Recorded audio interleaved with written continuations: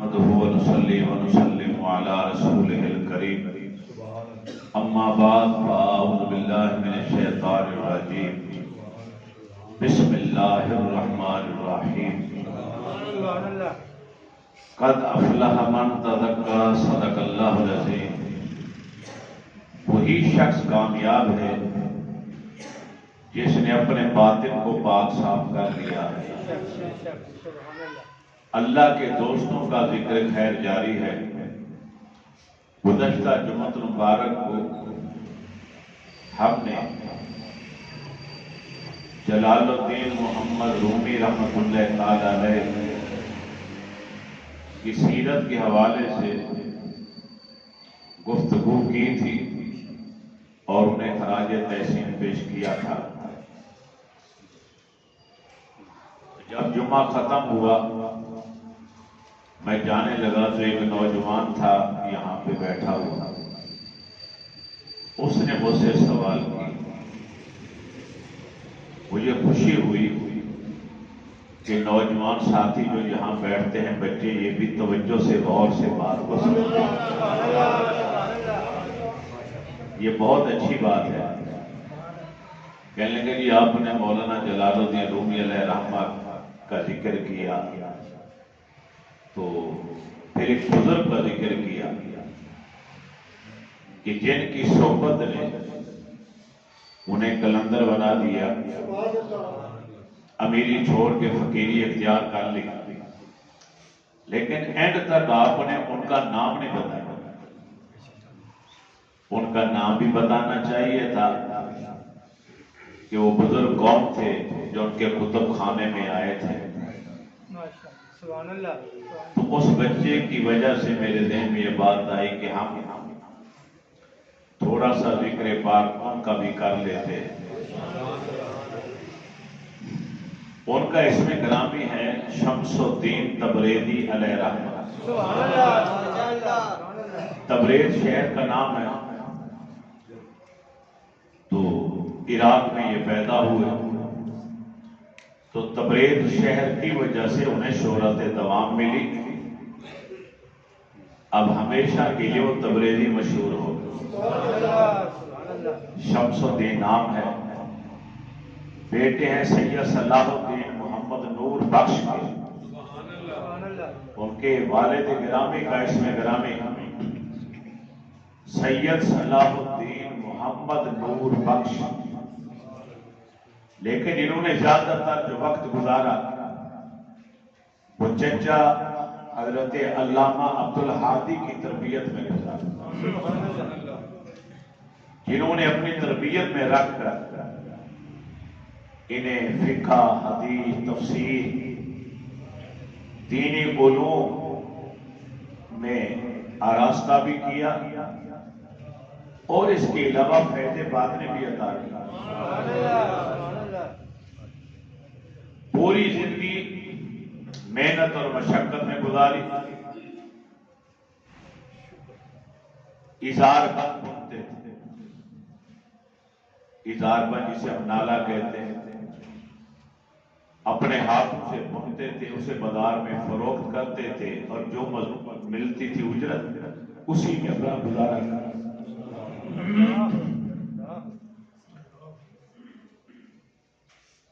ذہن میں ایک ہی نقطہ تھا کہ میں نے لقمہ حلال منہ میں ڈالا، کیونکہ اللہ کے سچے ولی کی نشانی یہی ہے کہ وہ حرام کا ایک لقمہ بھی اپنے شکم میں نہیں جانے دیتے۔ ایک دن بیٹھے تھے تو بیٹھے بیٹھے خیال آیا کہ یا اللہ کوئی ایسا مرد خاص ملا دے جو میری صحبت کا متحمل بھی ہو۔ عوام الناس تو ملتے ہیں لیکن ایسا کوئی جوہر دکھائی نہیں دیتا، ایسا کوئی ہیرا دکھائی نہیں دیتا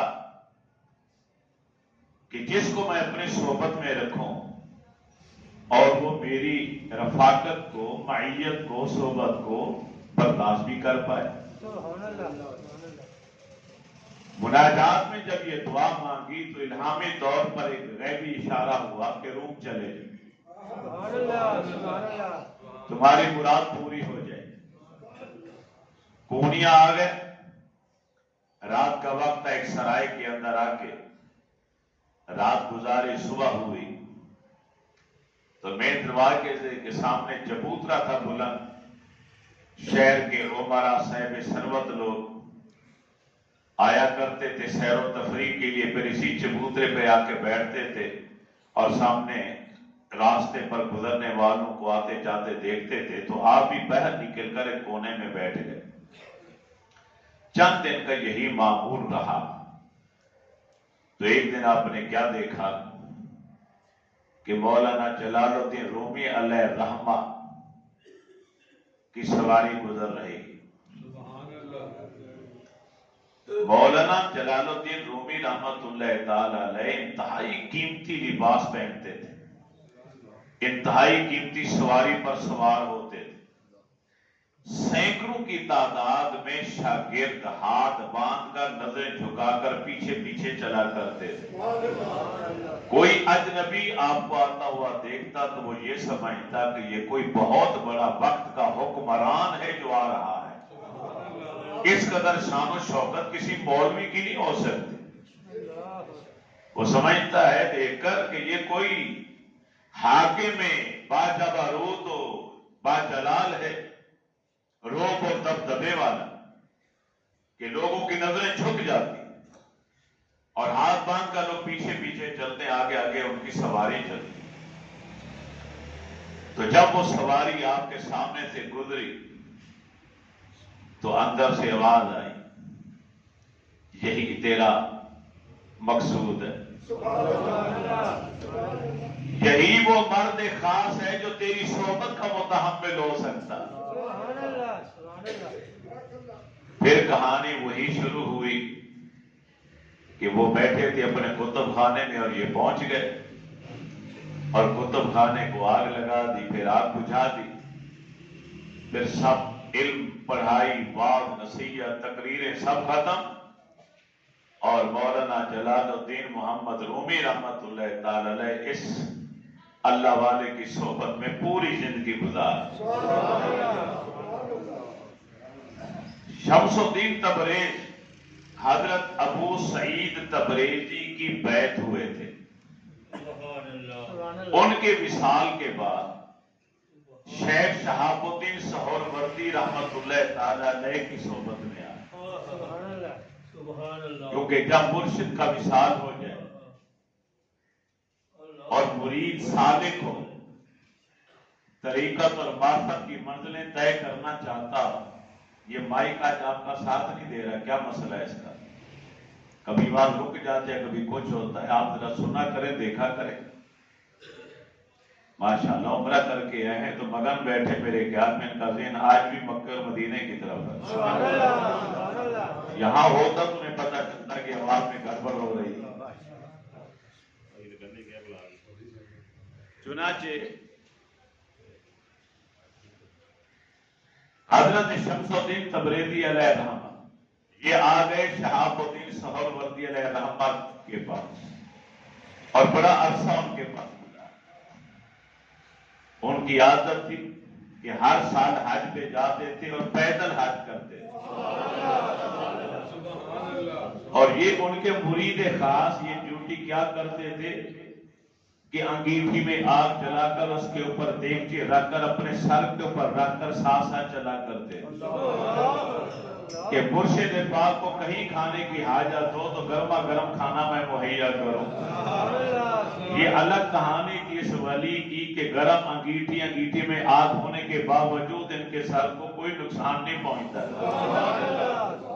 مرشد کی باکمال نظر بھی تھی کہ جو اپنے ساتھ رکھتے ہیں پھر وہ اپنی نگاہ میں بھی رکھتے ہیں، پھر وہ اللہ کی امان اور پناہ میں بھی آ جاتے ہیں. ایسا نہیں ہو سکتا کہ وہ انہیں پھر لاوارسوں کی طرح چھوڑ دیں. بلکہ ایک اور راوی کا قول ہے کہ میں شمس الدین تبریزی علیہ الرحمہ کا جب دور آیا تو ان کے ساتھ ہی میں گیا حج پر، تو آپ بھی پیدل روانہ ہوا. فرماتے تھے کہ اللہ کے گھر میں سواری پہ بیٹھ کے جانا یہ عاشقوں کو زیب نہیں دیتا۔ امام حسن رضی اللہ تعالی عنہ، حضرت امام حسین رضی اللہ تعالی عنہ، پھر ان کے بیٹے امام زین العابدین جن کی ولادت اسی ماہ مبارک کی 25 تاریخ کو ہوئی، جمادی الاول، اور شمس الدین تبریزی کا سلسلہ نسب امام جعفر صادق سے ملتا۔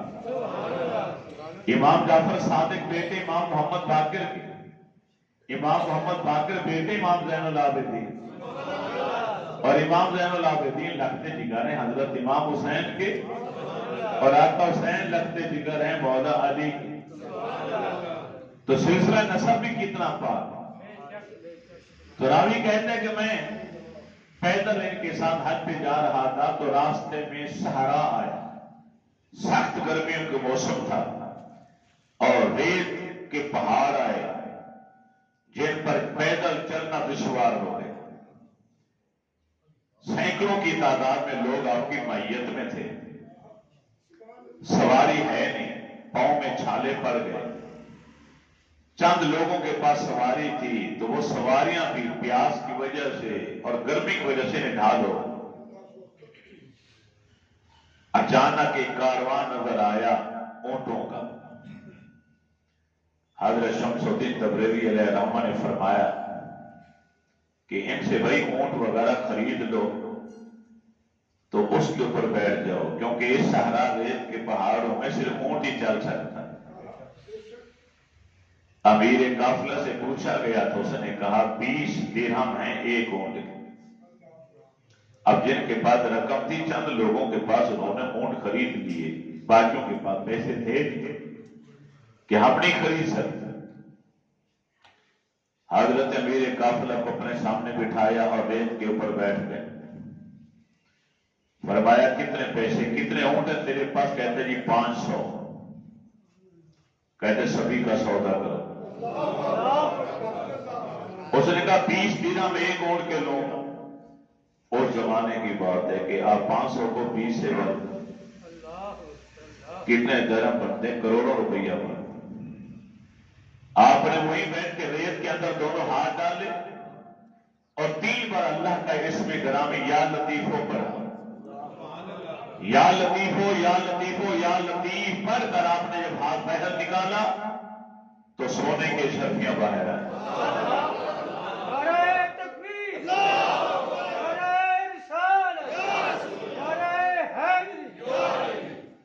امیر قافلہ کو اس کی رقم پوری کر دی اور اپنے ساتھ چلنے والے ہر مرید کے لیے اونٹ کی سواری مہیا کر دی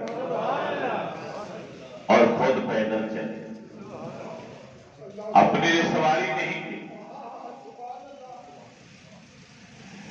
کیونکہ حسنین کریمین کی یہی عادت ہوا تھا، امام زین العابدین کی یہی عادت ہوا تھا، یعنی کہ مدینہ طیبہ سے پیدل جاتے تھے، سواری ساتھ ہوتی تھی پھر بھی پیدل۔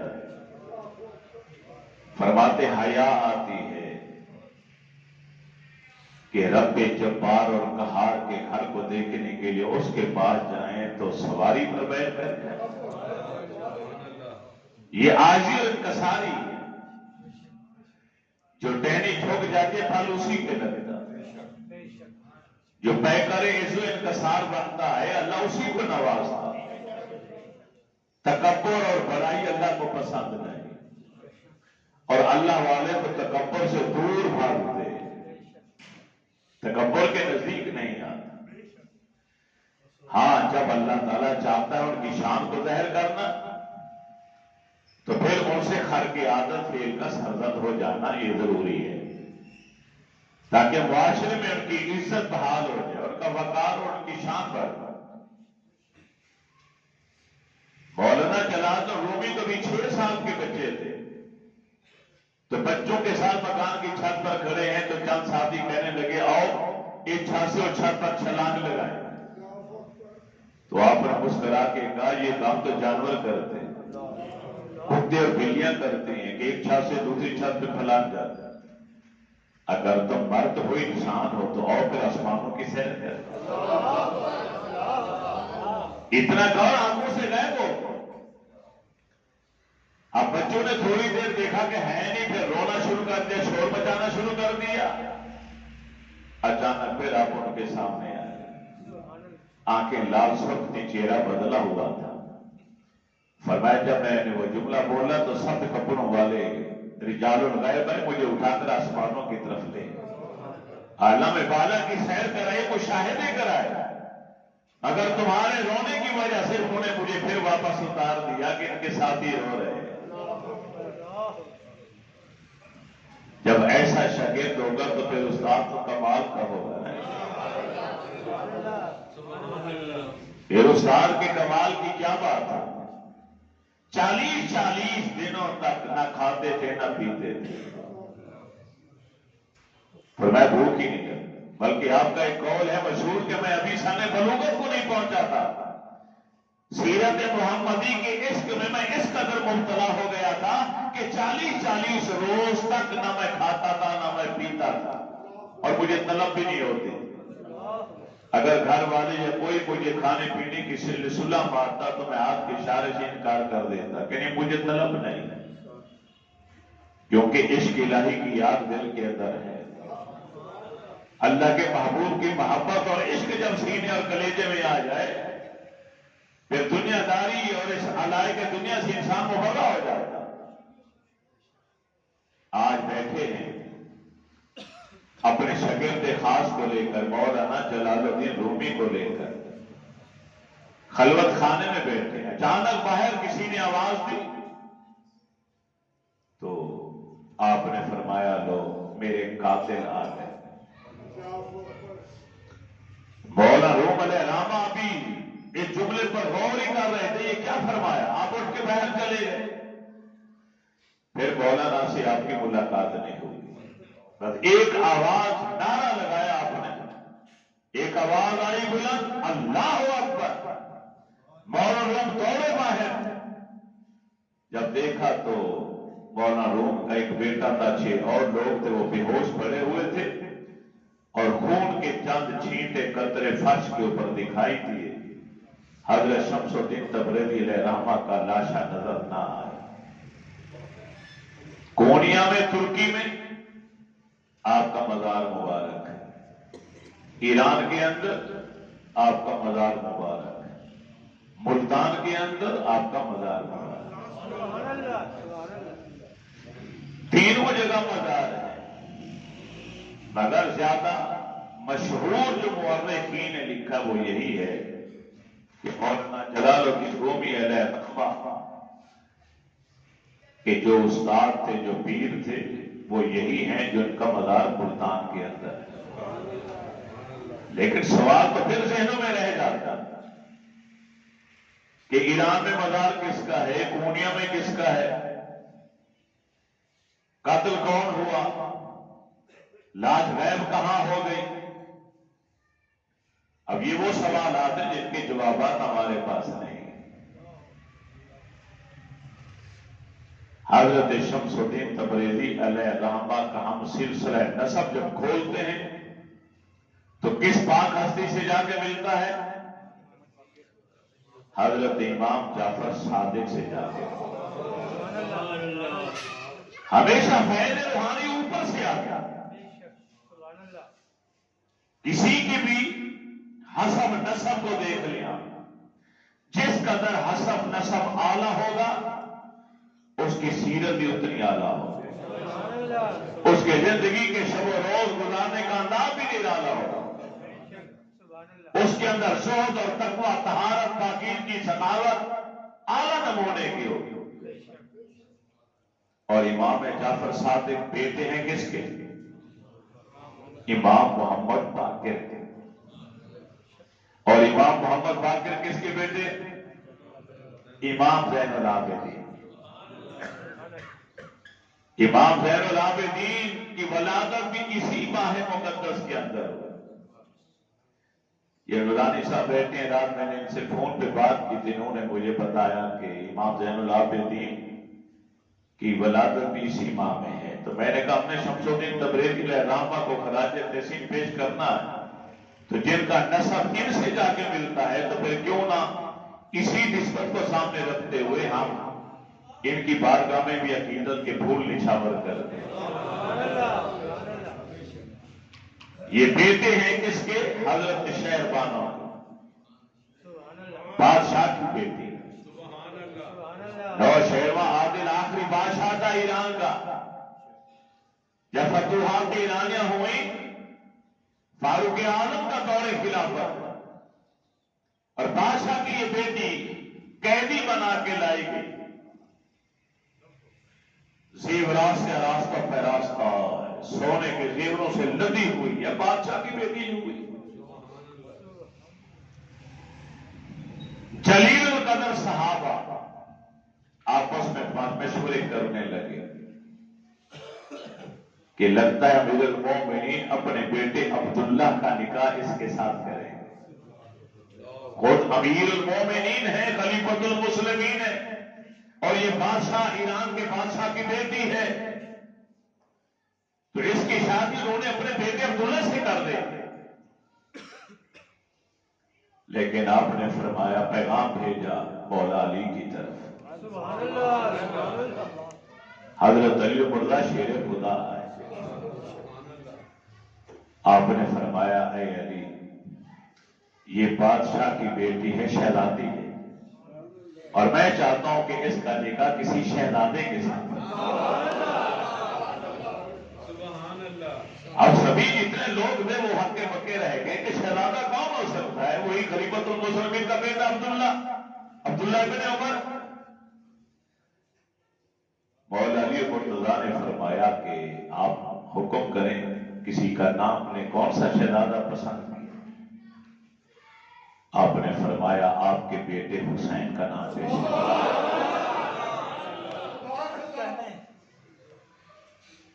اب اس واقعے سے سمجھ لیجئے کہ صحابہ آل بیت سے کس قدر پیار کرتے ہیں۔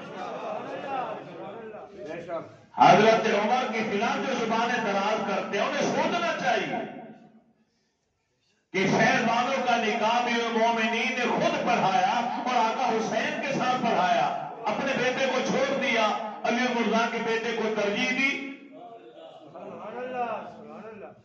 عملی طور پر بتایا ہے کہ مجھے اپنی اولاد اتنی محبوب نہیں جتنی مولا علی کی اولاد محبوب ہے۔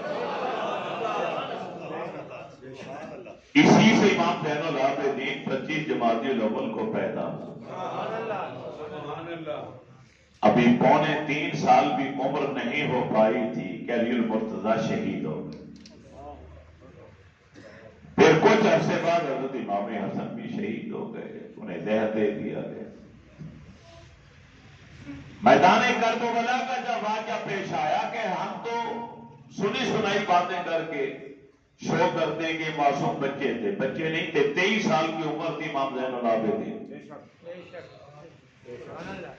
وہ مسبب الاسباب ہے، عالم اسباب کے اندر کسی کو میدان کربلا میں شہید کرا کے ازمایا اور کسی کو بیماری میں مبتلا کر کے اور طریقوں سے ازمایا۔ نسل رسول کو، اولاد علی کو قیامت تک زندہ بھی رکھنا تھا رب نے، تو انہیں بیمار کر دیا گیا اور لشکر کے ذہنوں میں بات ڈال دی گئی کہ یہ کیونکہ میدان جنگ میں نہیں آئے لہذا ان کو شہید نہیں کرنا، حفاظت رب کرنا۔ ورنہ جنہوں نے امام عالی مقام کو شہید کر دیا، آپ کے بیٹوں کو، بھانجوں کو، بھتیجوں کو شہید کر دیا، وہ آپ کے بیٹے کو زندہ کیوں چھوڑ رہے؟ حفاظت میرا رب کر رہا، میرے رب کی امان اور پناہ میں تھے، اور میرا رب چاہتا تھا کہ یہ بچہ زندہ سلامت رہے تاکہ اس کے ذریعے میرے نبی کی آل قیامت تک دنیا کے اندر رہے۔ 23 سال کی عمر میں اللہ نے بخار ڈال دیا، بخار بھیج دیا، بیماری میں مبتلا کر دیا، تو انہیں اور طریقے سے آزمانا۔ امام زہری کہتے ہیں کہ جب عبد الملک بن مروان نے آپ کو خیمے کے اندر محبوس کر دیا، میں ملنے کے لیے آپ کے پاس آیا تو کیا دیکھا کہ آپ کے ہاتھوں میں زنجیریاں، پیروں کے اندر ہتھکڑیاں اور زنجیریں ہیں اور گلے کے اندر توق ڈالا گیا۔ امام زین العابدین جو 1000 رکعت نماز نفل روزانہ پڑھا کرتے تھے. یہ کہنا آسان ہے.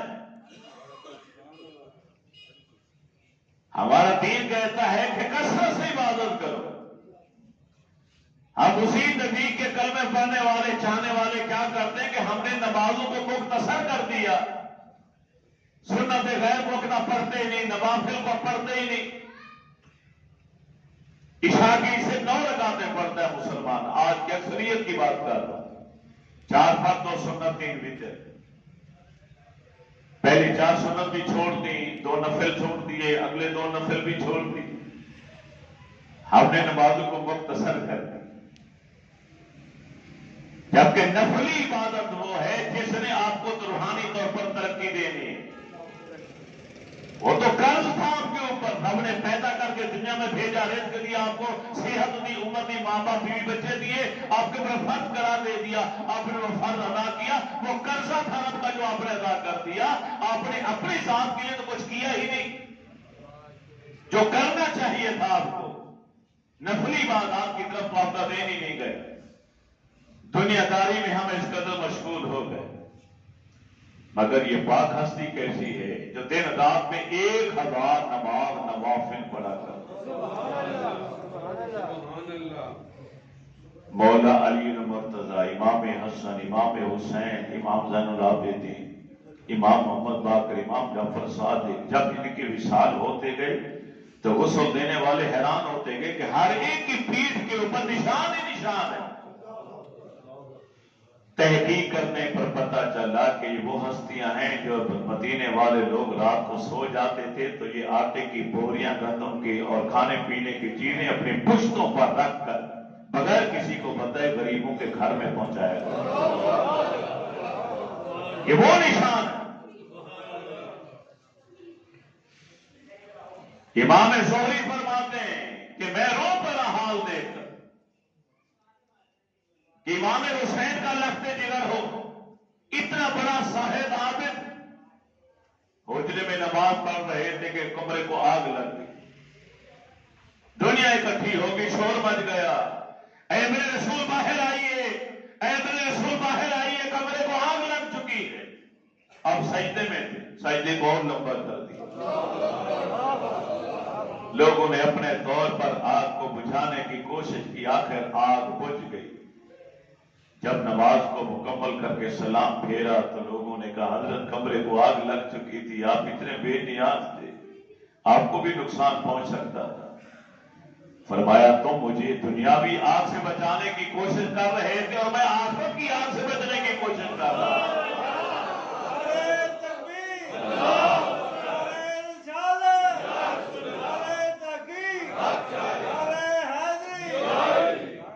یہ وہ ہستی ہے جو شکار کے لیے دوستوں کے ساتھ مدینہ طیبہ سے باہر نکل گئے ایک جگہ پر، اور وہاں بیٹھے تو ایک ہرنی آئی. زور زور سے اس نے اپنے پاؤں زمین کے اوپر مارنے شروع کر دی اور رونا شروع کر دی. اللہ والے جانوروں کی بولیاں بھی سمجھتے ہیں، عام آدمی نہیں سمجھ سکتے اور عام آدمی کو سمجھنی بھی نہیں چاہیے. مولانا روم نے مثنوی شریف کے اندر ایک واقعہ لکھا کہ رب کے معاملات میں دخل نہیں دینا چاہیے. یہ رب کا معاملہ ہے کہ وہ جانوروں پرندوں کی بولیاں انسان کو سمجھنے نہیں دیتا. اس میں کئی راز ہیں. فرماتے ہیں کہ شاہ موسیٰ علیہ السلام کے پاس آئے کہ میرا دل کرتا میں جانوروں کی بولیوں کا مجھے پتہ چل جائے وہ کیا باتیں کرتے. آپ نے ایک بار روکا، دوسری بار، تیسری بار، وہ نہیں پاتا. مجھے ہر صورت چلو حضرت اور نہیں تو جو میرے گھر کے پالتو جانور ہیں، میں نے مرغا بھی رکھا ہوا ہے، کتا بھی رکھا ہوا ہے، کم از کم ان کی بولیاں تو مجھے سمجھ آئے. جب زیادہ اصرار کیا تو آپ نے رب سے التجا کی، مولا یہ ناسمجھ انسان یہ مطالبہ کرنا. رب نے فرمایا اسے کہو تو گھر جا، تجھے گھر کے پالتو جانوروں کی بولی سمجھ میں آ جائے گی. جب وہ گھر آیا تو کیا بہتر ہے، के देखा तो कोई कुत्ता और मुर्गा आपस में बातें कर रहा है।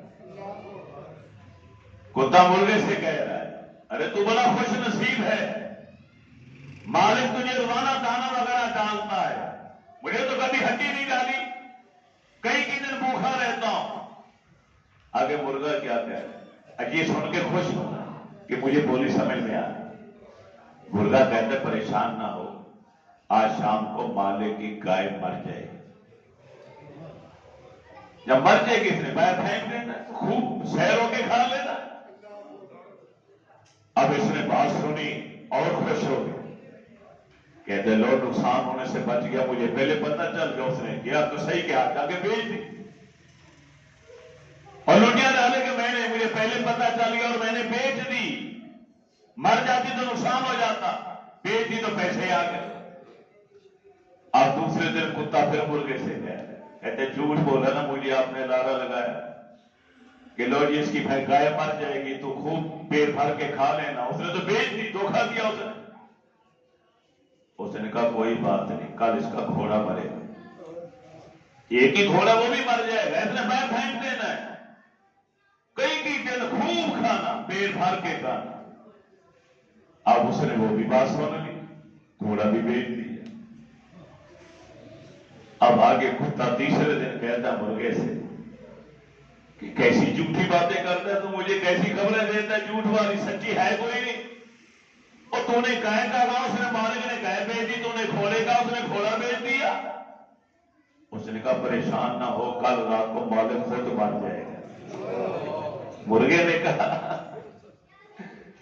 मालिक खुद मर जाएगा और इसके घर वाले खूब देगे पकाएंगे, लोगों को खिलाएंगे, लोग गोश्त भी होगा, हड्डियां भी होंगी, और तू पेट भर के खा। अब जब ये बात सुनी तो पैरों के नीचे से जमीन निकल गई। ये तो बातें कर रहे मेरे बारे में, अब मैं मर गया तो क्या होगा। भागा सीधा मूसा अलैहिस्सलाम के पास है, हाथ जोड़े माफी मांगी। फरमाया है हमने तुम्हें रोका था कि रब के मामलात में दखल नहीं देना चाहिए। रब्बुल आलमीन ने तुझे बचाने के लिए तेरी गाय को मौत देनी थी, मगर तूने धोखा दिया, उसे बेच दिया। अगर गाय को मरने देता तेरी उम्र बढ़ जाती, सदके के तौर पे वो कुर्बान हो जाती और तू बच जाता।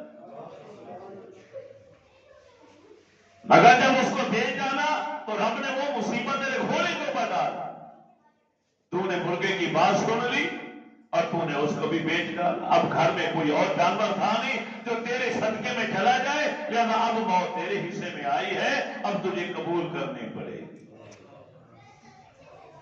तो जो रब के मामलात होते हैं उनमें दखल नहीं देना चाहिए। तो इमाम ज़ैनुल आबिदीन बैठे हैं कि हिलती आके पाँव मारती है, तो साथी पूछते हजरत ये क्या कह रही है। आप मुस्कराए, फरमाया ये हिरनी कह रही है कि आपके मदीने का एक फलां नाम का कुरैशी है जो कल शिकार करने के लिए आया और मेरे बच्चे को उठा के लाया, दूध पीते बच्चे को उठा के ले आया। कल से मैंने अपने बच्चे को दूध नहीं पिलाया, मां की ममता तड़प रही है, उसे बुलाइए, थोड़ी देर के लिए मेरा बेटा मुझे लेकर दे दीजिए, मैं उसे दूध पिला दूं और फिर आपके हवाले कर दूं। आपने आदमी भेजे मदीना शहर के अंदर, उस आदमी को लाया गया, उससे पूछा गया, उसने कहा हाँ ऐसा हुआ। फिर वो हिरनी के बच्चे को लाया, हिरनी ने बच्चे को दूध पिलाया, दूध पिला रही थी तो इमाम ज़ैनुल आबिदीन की आंखों में आंसू आ गए। रहमते लोग थे, आंखों में आंसू।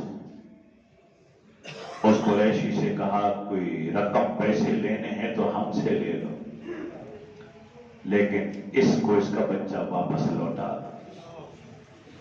हिरनी ने दूध पिलाया और फिर आवाज लगाई अपनी। हज़रत समझ गए कि मैं राजी हूं, मैंने अपने बच्चे को दूध भी पिला लिया, मैंने अपने बच्चे को देख भी लिया, सीने से कलेजे से भी लगा लिया। अब अगर ये शिकारी लेना चाहता तो मेरा बच्चा हाजिर है, ये दे दीजिए, और अगर कबूल करे तो मैं भी साथ आने के लिए तैयार हूं। चलो किसी बहाने अपने बच्चे के साथ तो रहूंगी। इमाम ज़ैनुल आबिदीन उसकी बातें सुन रहे हैं। बच्चे के साथ मां की मोहब्बत, जानवर है, اللہ نے جانوروں کے دلوں میں بھی اپنے بچوں اور اپنے اولاد کے لیے انس رکھا.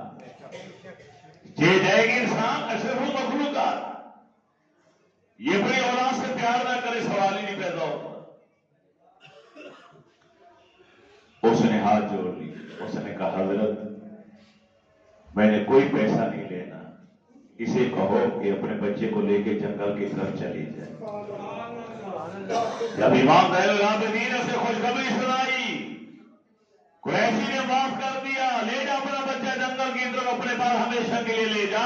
وہ پھر چوکیاں بھرتی جا رہی تھی، پھر آوازیں لگاتی جا رہی تھی. پھر ساتھیوں نے پوچھا حضرت کیا کہتی جا رہی ہے؟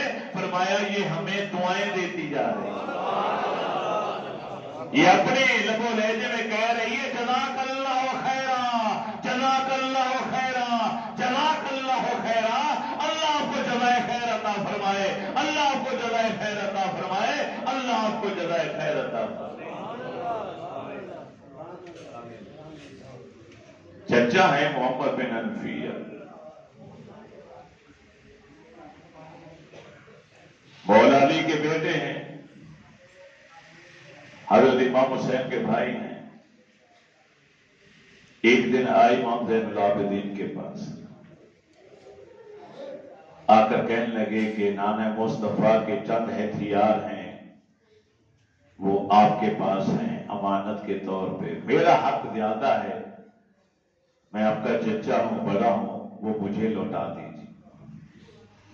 آپ نے چچا کا ہاتھ پکڑا، مکہ میں تھے، حجر اسود کے سامنے لے کے آ رہے تھے، اور قاضی کے پاس چلتے ہیں فیصلہ کرا. تو محمد بن حنفیہ کہنے لگے کون سا قاضی یہاں پہ؟ فرمایا آؤ تو صحیح. سیدھا حجر اسود کے سامنے آ کے کھڑا کر. فرمایا چچا حجر اسود سے باتیں کرو. وہ آپ سے باتیں کرتے کہ نہیں کرتا؟ کیا کہتا؟ اسے پوچھو کہ یہ میرا حق ہے، مجھے ملنی چاہیے. محمد بن حنفیہ بھی مولا علی کے لخت جگر ہیں، حجر اسود کے مخاطب ہو کے گفتگو کی، حجر اسود خاموش، کوئی جواب نہ دیا. اب امام زین العابدین نے فرمایا چچا آپ ٹھہرو، میں بات کرتا ہوں. جب آپ نے سلام کیا تو حجر اسود کی طرف سے وعلیکم السلام کا جواب آیا.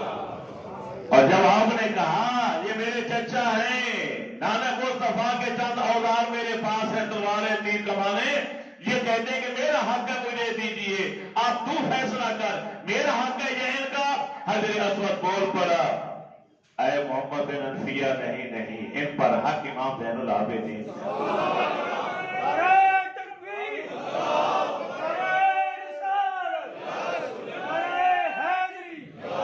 ارے باتیں حجر اسود کیوں نہ کرے؟ کیونکہ یہ اس نبی کے نواسے اور ان کی اولاد ہیں کہ جن کو سیدہ حلیمہ سعدیہ مکے سے لے جانے سے پہلے جب حجر اسود کے پاس آئیں کہ میں بوسہ دلا دوں، تو حجر اسود دیوار سے خود باہر نکل آیا، اس نے میرے پھول کے ہونٹوں کو چومنا شروع کر دیا. یہ انہیں کی اولاد میں سے. امام زہری رو پڑے اور روتے ہوئے کہا کہ حضرت آپ اتنی بڑی عظمت والے، شانوں والے آل رسول ہیں، اور یہاں پہ گلے میں توق ہے لوہے کا، اور ہاتھوں کے اندر زنجیریں، پاؤں کے اندر زنجیریں. یہ حال دیکھ کر امام زہری رو پڑے تو آپ مسکرائے. فرمایا یہ تو تکلیف تھوڑی بہت ہم نے خود رضامندی ظاہر کی، قبول کی، ورنہ یہ زنجیریں ہمارے نزدیک کیا حیثیت رکھتے ہیں؟ ارے تو رو رہا ہے، یہ زنجیریں ختم ہو گئی. اتنا کہا، گلے کا توق بھی وہ جا پڑا، ہاتھوں پیروں کے زنجیریں کھول کے وہ جا پڑا. فرمایا آخرت میں آسانیاں لینے کے لیے ہم دنیاوی تکلیفوں کو برداشت کرتے ہیں. جو اللہ والے ہیں، جو اللہ کے مقرب ہیں، وہ دنیا کے اندر تکالیف کو برداشت کرتے ہیں. تکالیف کو. ایک محدث بیٹھے تھے، حدیث پاک پڑھا رہے تھے، تو انہوں نے وہ حدیث پڑھ دی جس میں آیا کہ جو اللہ کے نیک بندے ہیں ان پر تکلیفیں، مصیبتیں، پریشانیاں، تکلیفیں آتی ہیں اور وہ صبر سے کام لیتے ہیں، اور جتنا صبر کرتے جاتے ہیں اتنا ان کے مدارج بڑھتے چلے جاتے ہیں. تو ان میں سے شاگردوں میں سے کسی نے کہہ دیا کہ اتنے سالوں سے ہم آپ کے پاس ہیں، ہم نے کبھی آپ کو بیمار ہوتے نہیں دیکھا، ہم نے آپ کو کبھی تکلیف میں نہیں دیکھا۔ آپ کی آنکھوں میں آنسو آ، فرمایا ادھر آؤ، قریب آیا، فرمایا ہماری قمیض اٹھاؤ۔ قمیض اٹھائی تو پشت پر بچھو کے 17 ٹانک لگے ہوئے۔